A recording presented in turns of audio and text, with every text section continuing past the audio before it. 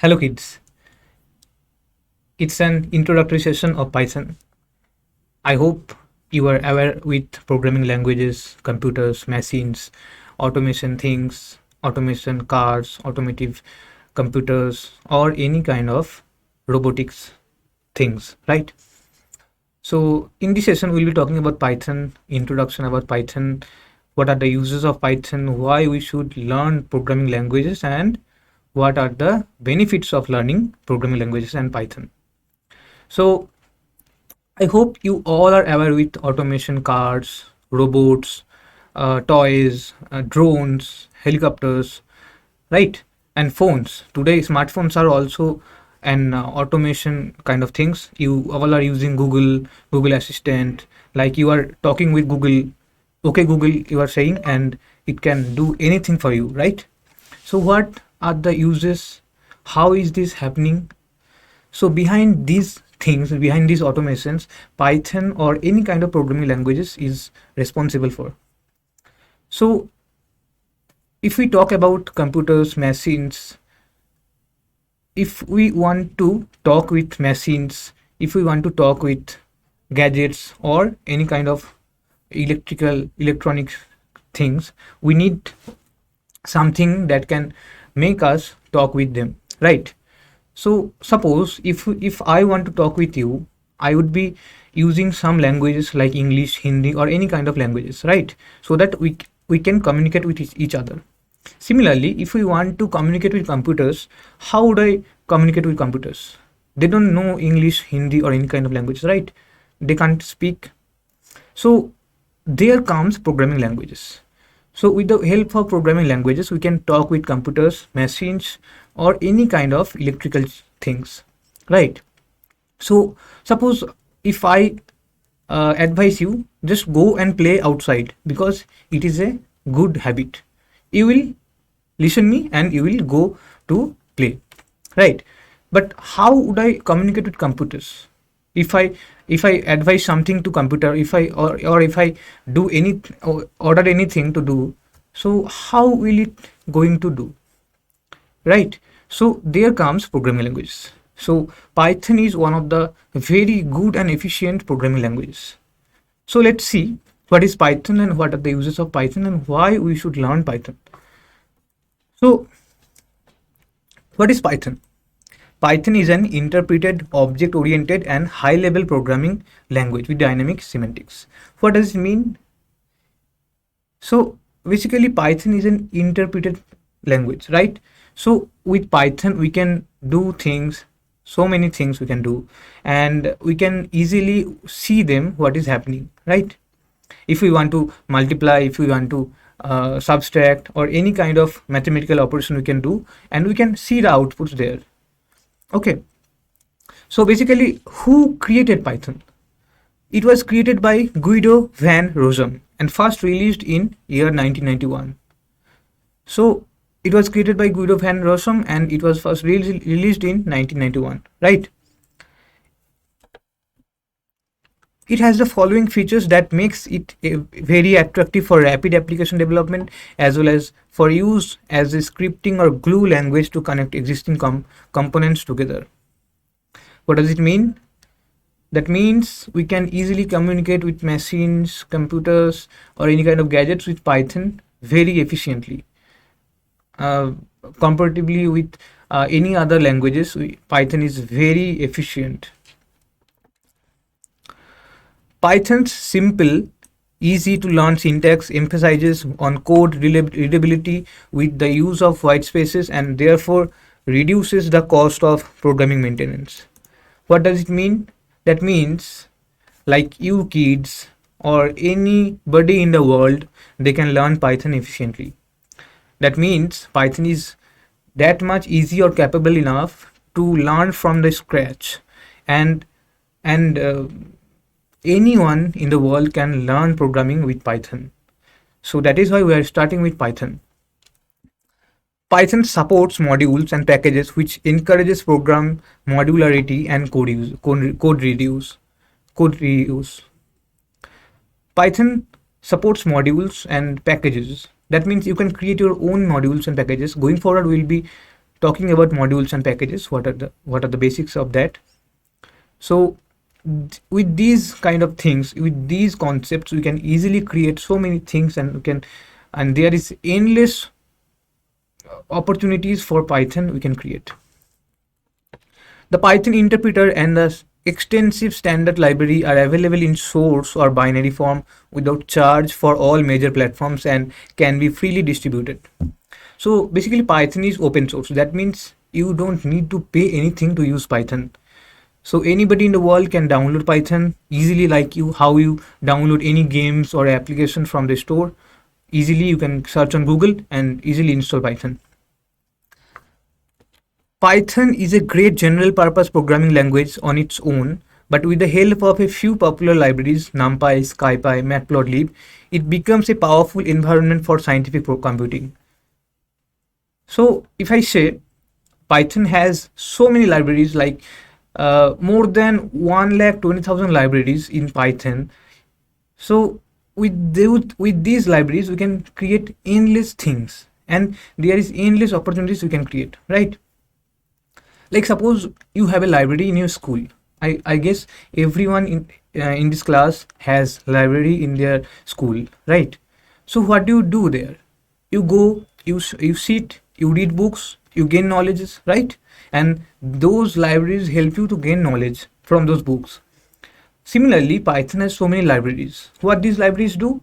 These libraries help the programmers who are using Python to do so many things efficiently and very easily, right?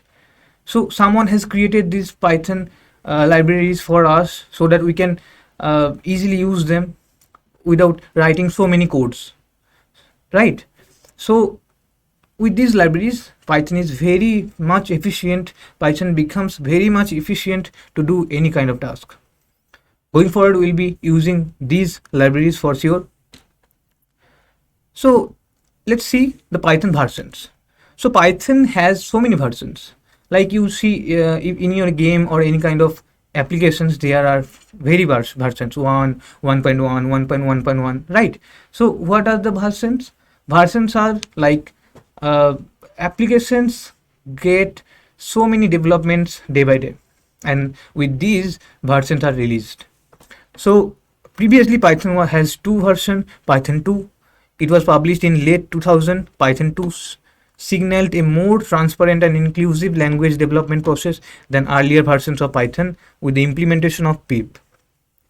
Okay, so Python 2 was based in 2000s, and it has so many efficiencies comparing with the other versions, previous versions of Python, right? And there are Python 3. Now we are using Python 3. Python 3 is regarded as the future of Python and is the version of language that is currently in development. A major overhaul, Python 3 was released in late 2008 to address and amend instinct design flaws of previous versions of the language. The focus of Python 3 development was to clean up the code base and remove redundancy, making it clear that there was only one way to perform a given task.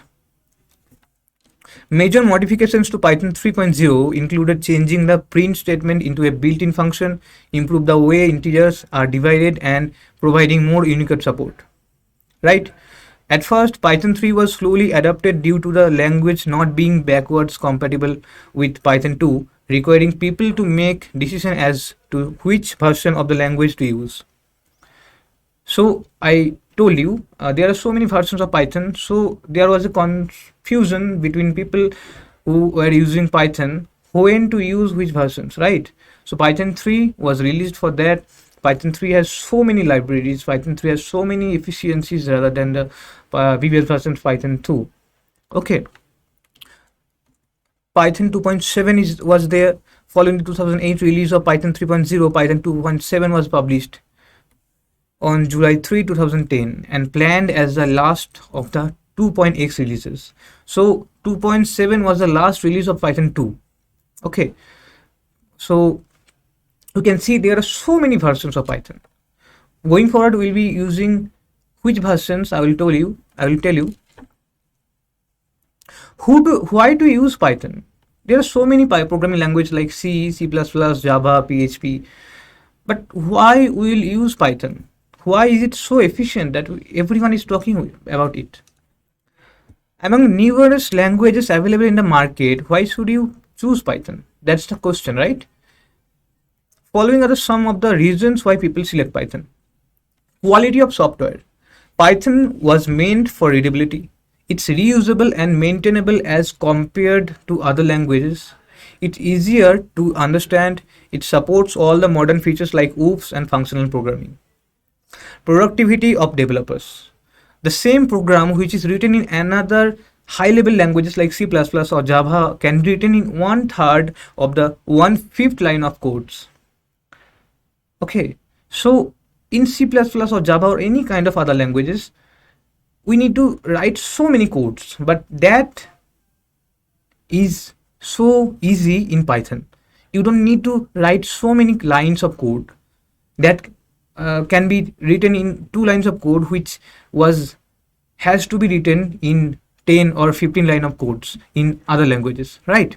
So that is why Python is so easy and so time friendly.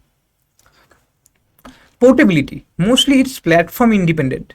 It can run on any platform or OS with minor or no change at all, which makes it highly portable language. Now you can use MicroPython to interact with hardware as well. It can be used on most of the edge devices. Supporting libraries. Python already has a lot of inbuilt libraries that come with the standard Python package which you download from its official site. With these libraries, you can build lots of basic applications or day-to-day automation tasks like copying data in bulk from one place to another. Apart from this, there's a huge list of third-party libraries like NumPy, Matplotlib, Scikit-learn, etc.